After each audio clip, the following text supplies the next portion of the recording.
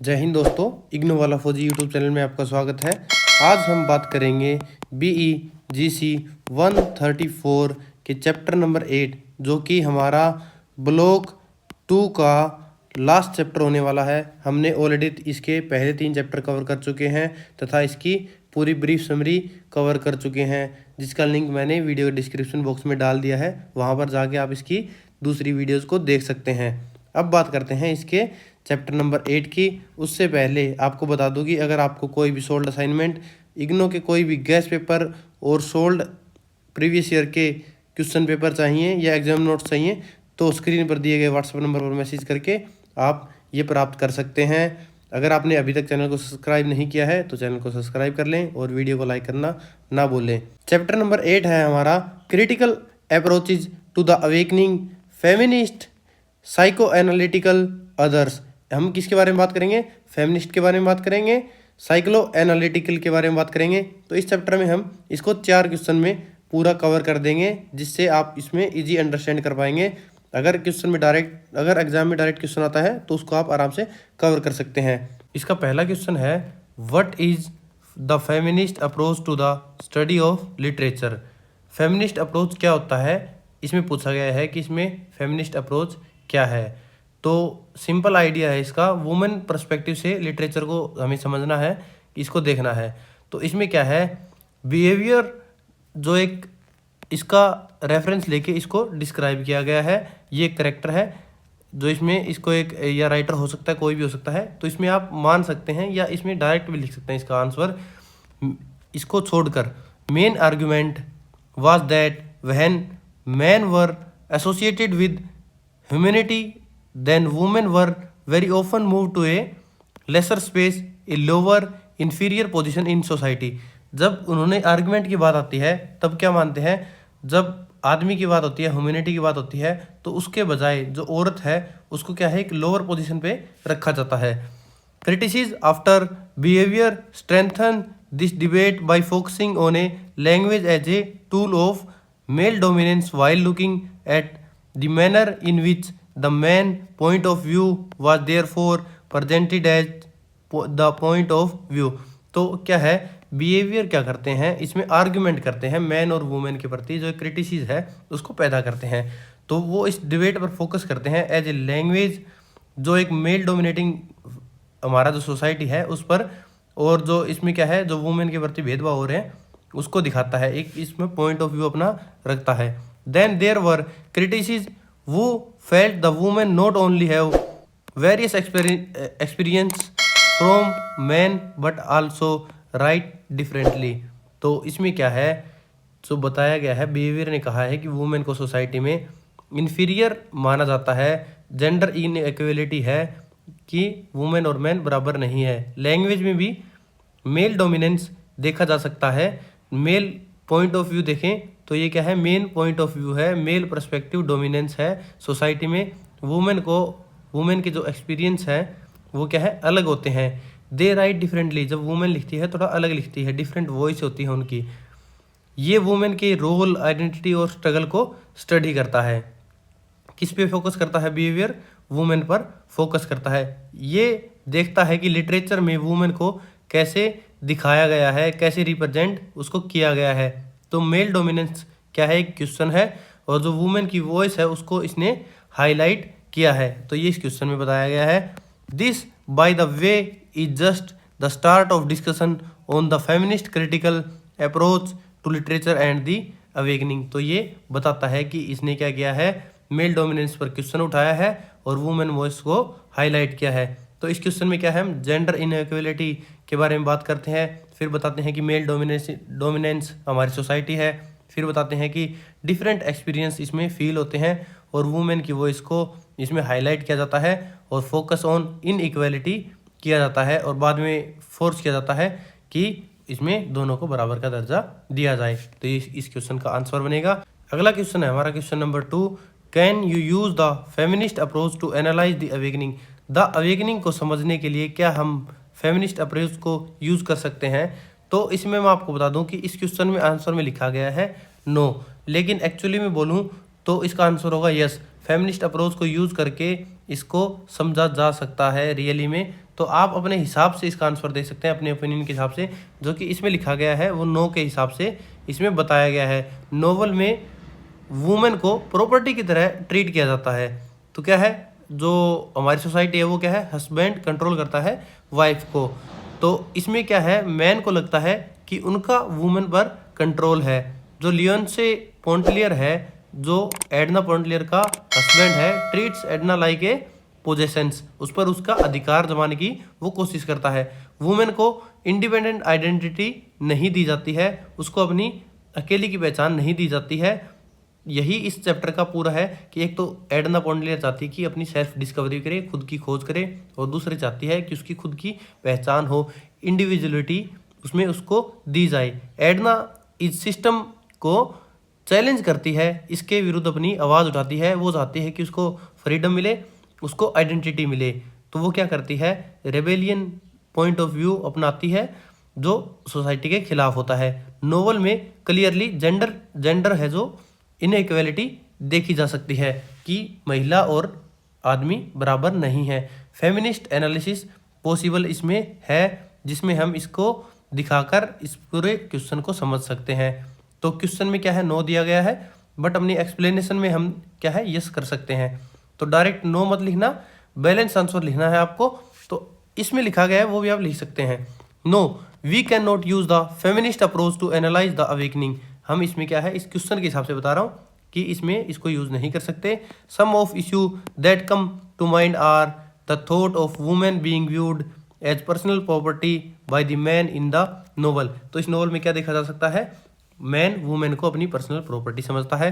For instance, if we look at the time period and the culture in which the novel has been set, there are many instance that indicate the fact that women simply thought of their wives as personal property. तो क्या है, जब ये लिखा गया था ना, तो उस समय की बात है कि मैन वुमेन को अपनी प्रॉपर्टी समझता था। It almost seems as if they did not know any better or could not even imagine the fact that their wives were independent people with a mind of their own, as is the case with Edna Pontellier. तो इसमें बताता है कि Edna पोर्टलियर क्या चाहती है, उसका mindset अलग है, वो अपनी इंडिपेंडेंस चाहती है, फ्रीडम चाहती है। This may also be seen when we look analytically at the what Leonce Pontellier has to say about his wife Edna Pontellier as well as in the narrator's voice. तो इसमें क्या है, बताया गया है कि जो एडना पोर्टलियर है और लियोन्से पोर्टलियर है, उनका रिलेशन कैसा है। तो इसको अप्रोच करके हम इसको एक्सप्लेन कर सकते हैं, नहीं कर सकते। तो ये अपने ओपिनियन के हिसाब से आप इसमें आंसर दे सकते हैं। इस प्रकार ये क्वेश्चन हमारा यहाँ कंप्लीट होता है। अब देखते हैं हम हमारा अगला question, what is the contribution of Freud, Jung and Lacan to psychoanalytical studies. तो इसमें अब जानते हैं जो फ्रेड और जंग और लेकन है, इनका कंट्रीब्यूशन क्या है साइको एनालिसिस करने में। तो इसका दिखाया गया है। तो इसमें क्या समझेंगे हम, साइको एनालिसिस के 3 मेजर थिंकर हैं इसमें। पहला कौन सा है, फ्रेड, दूसरा कौन सा है, जंग है, और तीसरा कौन सा है, लेकन। तो सिंपल आइडिया है इसका एकदम बिल्कुल। जो माइंड को समझने के 3 डिफरेंट तरीके हैं। पहला है फ्रेड, तो हम क्या समझेंगे, साइको एनालिटिकल स्टडीज करेंगे। पहली किसके पॉइंट ऑफ व्यू से, फ्रेड के, दूसरा जंग से, तीसरा किससे करेंगे, लेकन से करेंगे। तो फ्रेड के अकॉर्डिंग हर इंसान के अंदर क्या है, हिडन डिजायर और फियर्स होते हैं। तो क्या है, अनकॉन्शियस माइंड में रहते हैं वो, जो हमें क्या है, हम सोचते भी नहीं है, फिर भी वो क्या है, हमारे माइंड में वो आते हैं। तो इस क्वेश्चन में हम 3 पॉइंट ऑफ व्यू देखेंगे। पहला देखेंगे फ्रेड का देखेंगे, जो कि पहला होगा, दूसरा देखेंगे जंग का देखेंगे, और थर्ड देखेंगे लेकन का। इन तीनों पॉइंट ऑफ व्यू से हम समझेंगे कि इसमें कहना वो क्या चाहते हैं, कि हमें साइको एनालिटिकल हमारी स्टडीज़ क्या बोलती हैं तीनों के अकॉर्डिंग।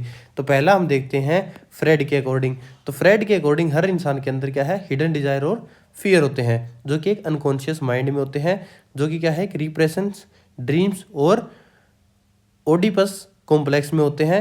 इसमें क्या हो गया, इसका क्या, ड्रीम्स रिवील हिडन डिजायर्स करते हैं।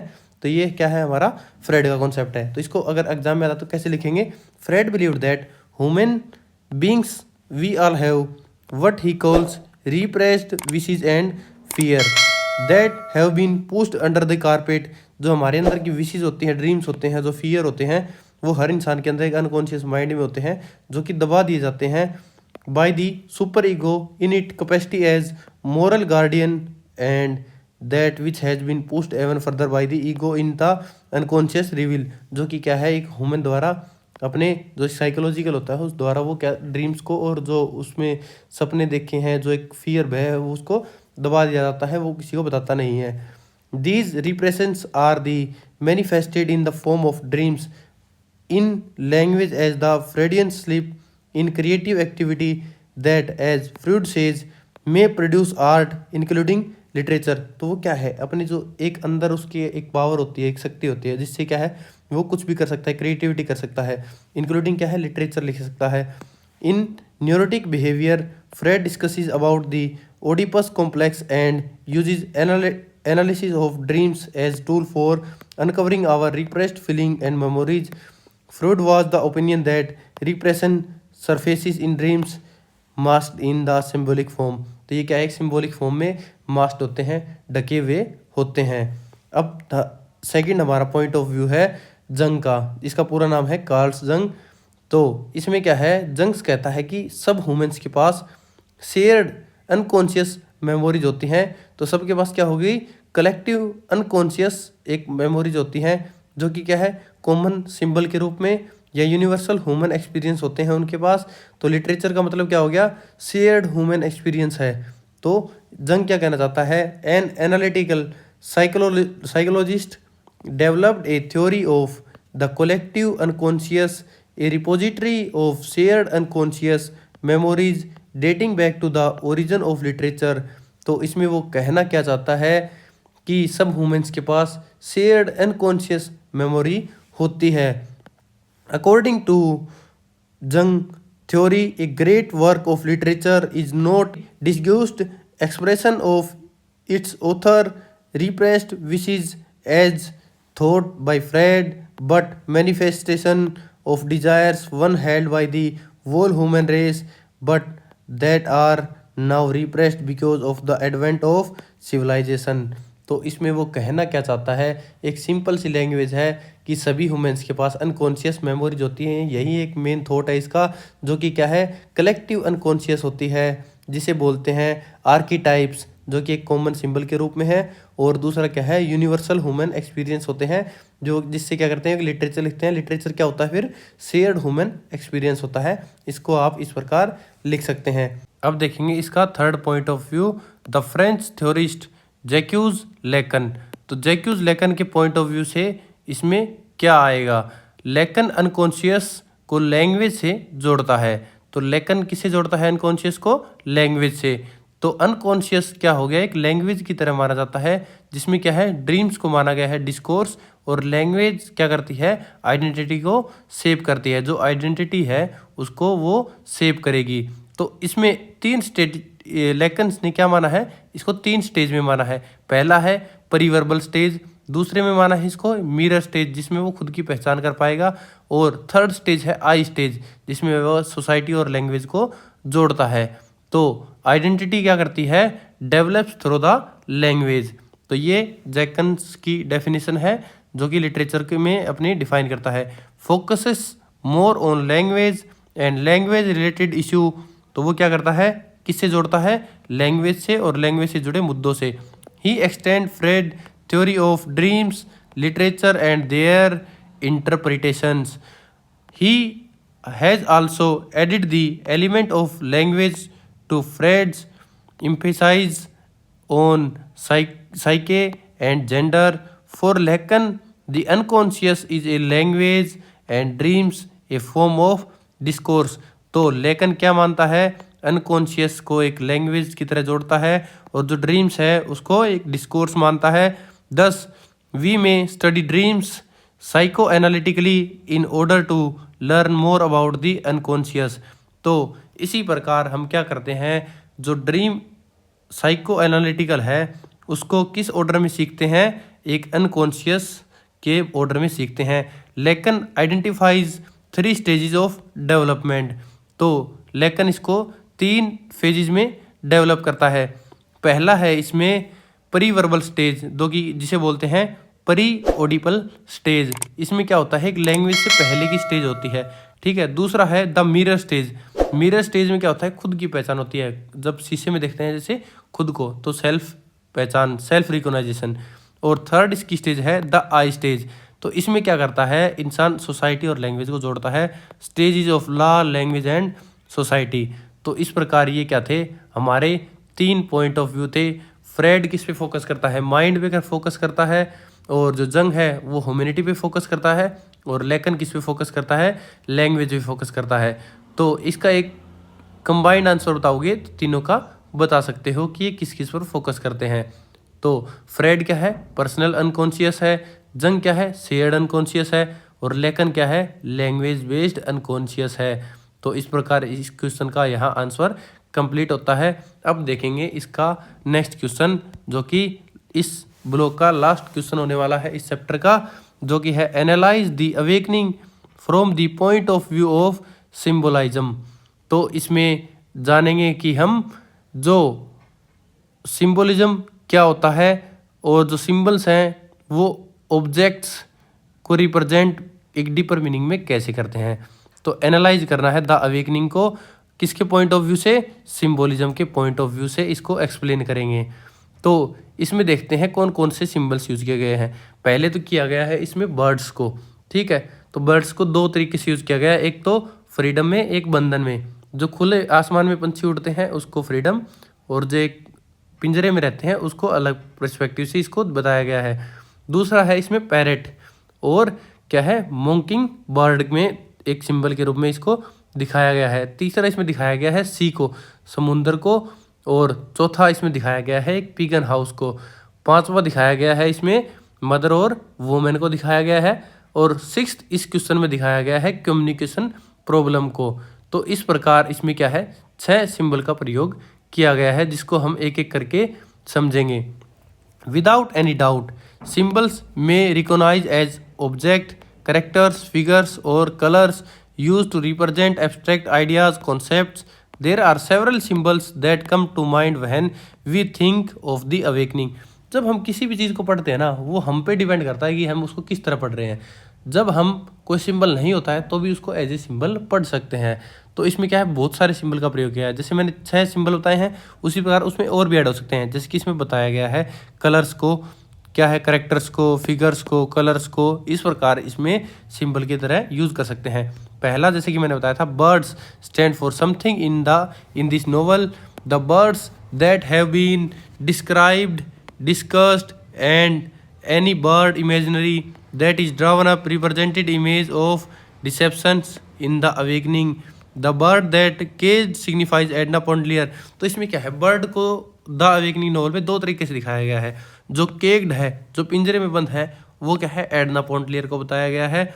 Oven entrapment within the confines of her marriage and children. तो इसमें क्या है, इंट्रापमेंट के रूप में बताया गया है, जो कि इस पिंजरे में वो कैद है, जो कि कैद किसकी है, शादी की और बच्चों की बताई गई है। It could also be indicative of the entrapment of all women or women in general in the Victorian age. Victorian age के टाइम की ये बात कर रहे हैं। As we do know the position of women, उस टाइम हम क्या है, वुमेन की पोजीशन को जानते हैं कि वुमेन की पोजीशन क्या थी।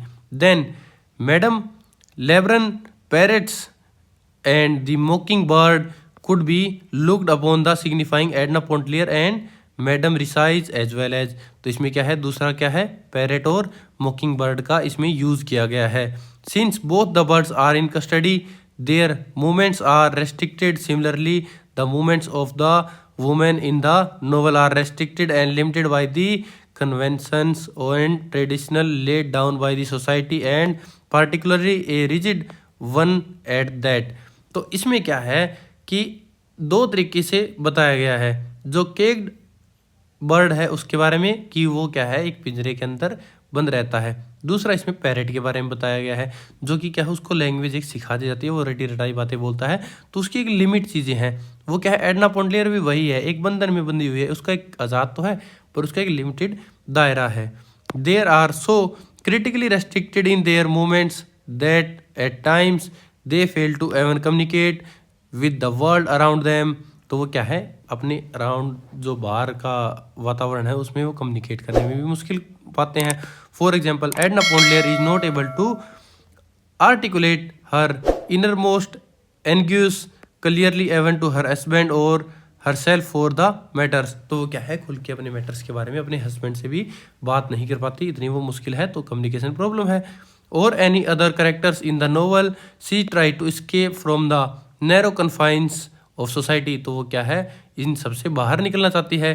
The domesticity of her marriage and her children, she sets up a place entirely for herself away from her. तो वो क्या है, किससे, हस्बैंड से और अपने बच्चों से बाहर निकलना चाहती है, वो क्या है, इससे आज़ाद होना चाहती है।